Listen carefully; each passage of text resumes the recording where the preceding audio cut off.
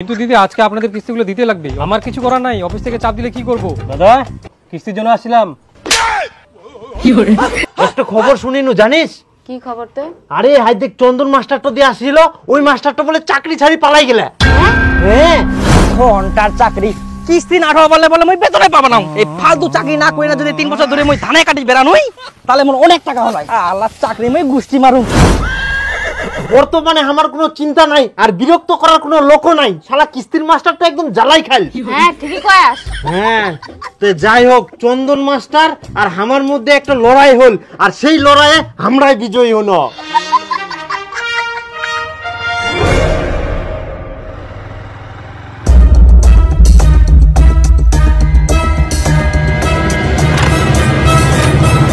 বাবা কি বেটি? নতুন চন্দন মাস্টার আসিয়া। হে প্রভু, কোনা পালাইস ইতনা কত মই জাদরাল জাদরাল চন্দন মাস্টারক দেখিনিয়াও, আর এটা তো নতুন, এটা মোর একদম টিনি আঙ্গুলের খেল। তুই চাপ নিস না, তুই না সুতেক, তারপরে মই দেখুম।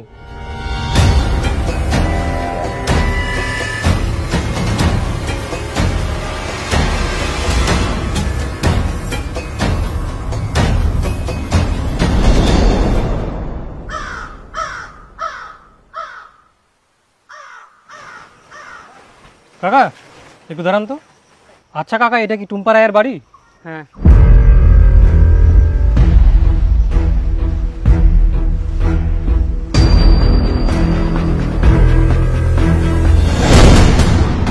আয় বুড়ি বাবা কোথায় গেছে?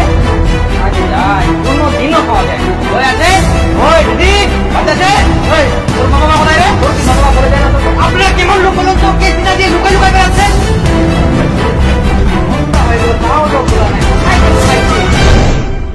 টুম্পা রায়, স্বামী সবুজ রায়, এনারা গত 9 মাস ধরে কিস্তি দেয়নি। আপনি তো নতুন জয়েনিং করেছেন, কিন্তু আপনার মধ্যে একটা আলাদাই গুণ দেখতে পাচ্ছি, আলাদাই দোষ দেখতে পাচ্ছি, যেটা একমাত্র বাঘের মধ্যে থাকে। বাঘ যেভাবে দৌড়ে শিকার করে, তেমনি আপনাকে এনাদের কিস্তিগুলো রিকভারি করতে হবে। Yes sir.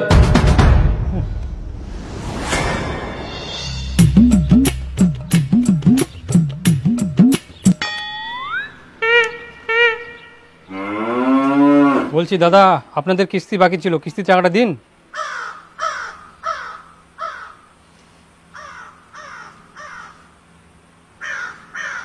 একটা মানুষ কোনো মতো বাঁচিছে, কুকুন চুলি যায় সেটা কোয়া মুশকিল, আর তোমরা কিস্তি চাচ্ছেন? কেমন ধরনের মানুষ তোমরা?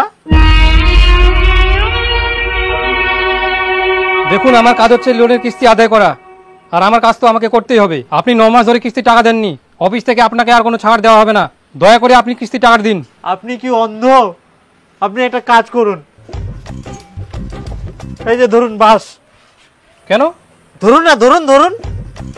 হ্যাঁ, এই বাস দিয়ে আমাদের 3 জনের মাথায় বাড়ি মেরে আমাদের মেরে ফেলুন। ছি ছি, আপনি কি কথা বলছেন? আমি ওরকম ছেলে নই, আমি নিজে মরে যাব, কিন্তু অন্য কাউকে মারবো না। কি বলছেন? আপনি কাউকে মারবেন না? তাহলে দেখুন, আমার স্ত্রীর 2টো কিডনি ফেল, আমি কত বাঁচানোর চেষ্টা করছি, কোনো মতোই বাঁচাতে পারছি না। আপনি যদি আজকে কিস্তি নিয়ে যান, তাহলে মনে করবেন আপনি একটা মানুষকে মেরে ফেললেন।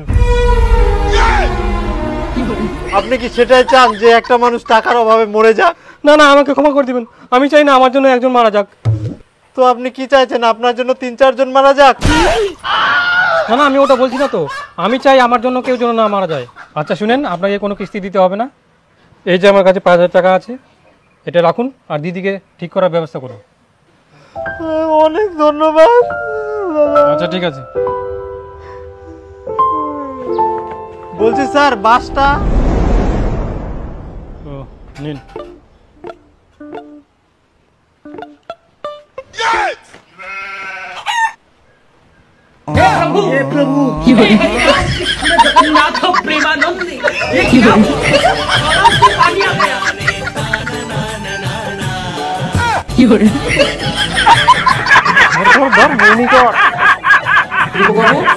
আপনাকে পাঠালাম বাঘের মতো কিস্তি রিকভারি করে নিয়ে আসতে, কিন্তু আপনি বিড়ালের মতো সুরসুর করে চলে আসলেন কিস্তি না নিয়ে। ওরা কিস্তি ফাঁকি দেওয়ার জন্য তো অভিনয় করবে, কিস্তি রিকভারি করে তারপরে অফিসে আসবেন। যান। না, আজকে আমাকে কিস্তি তুলতে লাগবে, না তুলতে পারলে চাকরি শেষ। দিদি, ও দিদি, দিদি।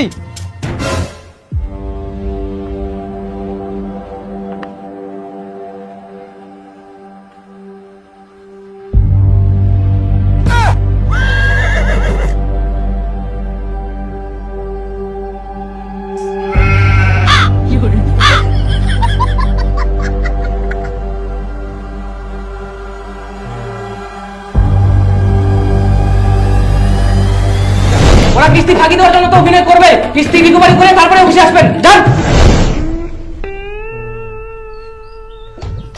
দাদা কিস্তির জন্য আসছিলাম, কিস্তিটা দিতে হবে আজকে।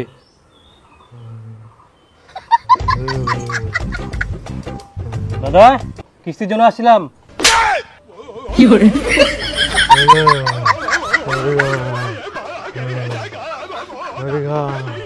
ওকে কিছু বলেন না, ওর মাথার ব্রেন শর্ট হয়ে গেছে, নাহলে আরো মার খাবেন। কিন্তু দিদি আজকে আপনাদের কিস্তিগুলো দিতে লাগবে, আমার কিছু করার নাই, অফিস থেকে চাপ দিলে কি করব, দয়া করে কিস্তিগুলো দিন। তাহলে একটা কাজ করুন, আমার তো 2টা কিডনি ফেল হয়ে গেছে, ওর 2টা কিডনি ভালো আছে, ওগুলোই নিয়ে যান। কি করেছে কিস্তি নিব এদের, মানুষগুলো মরে যাচ্ছে, এদের কাছে কিভাবে আমি কিস্তি তুলবো? আর অফিস থেকে চাপ দিচ্ছে, জোর করে কিস্তি তুলতেই হবে, আবার কিস্তি রিকভারি না করতে পারলে অফিসে যাওয়া বারণ করে দিয়েছে। আমি এইসব চাকরি করতে পারবো না, আমি বাড়ি গেলাম, দরকার নাই এইসব চাকরি।